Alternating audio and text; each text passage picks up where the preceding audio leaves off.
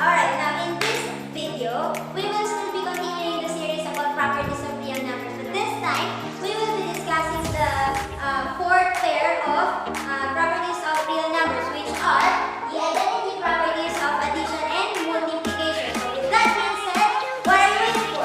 Buckle up, because we're in for another fun math round.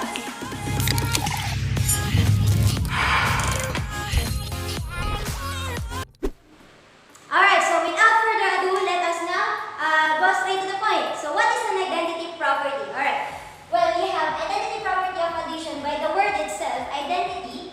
Okay, so identity means itself, right? Yung sarili niya. Okay, so paano yung identity property of addition?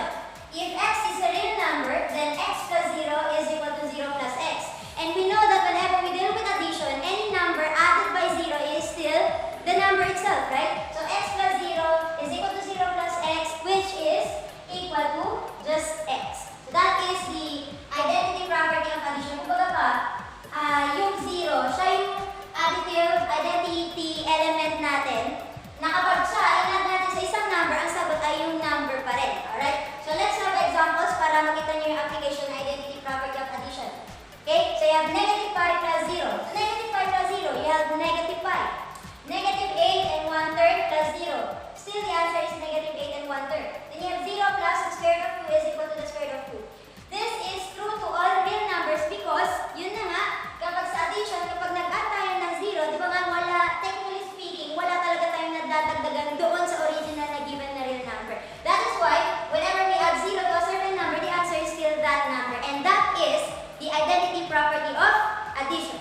Alright, now let's go the identity property of multiplication naman. So, paano naman natin ina-apply yung identity property ng multiplication? Okay, so if x is a real number, then x times 1 is equal to 1 times x.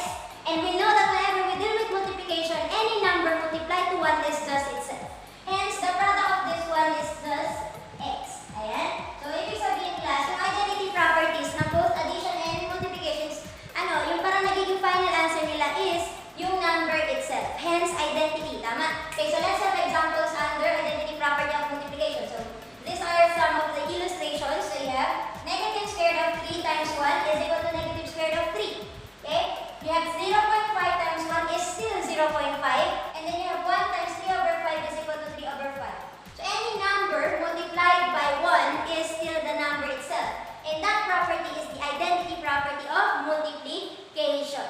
Okay, so just to wrap things up, let's have a generalization. 0, okay, so 0 is the additive identity element. Meaning, anything or any number, when added to 0, the answer is still yung number na yun. Okay?